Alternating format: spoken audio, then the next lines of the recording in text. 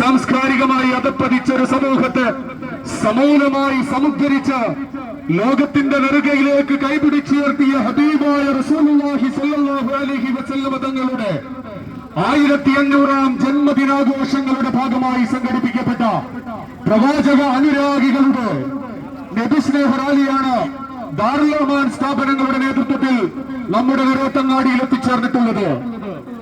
പ്രാസ്ഥാനിക വഴിത്താരകളിൽ നമുക്ക് ജീവസേകിയ അനുഗ്രഹീത വ്യക്തിത്വങ്ങളെ ഇത്തരുണത്തിൽ ഇവിടെ അനുസ്മരിക്കുകയാണ്.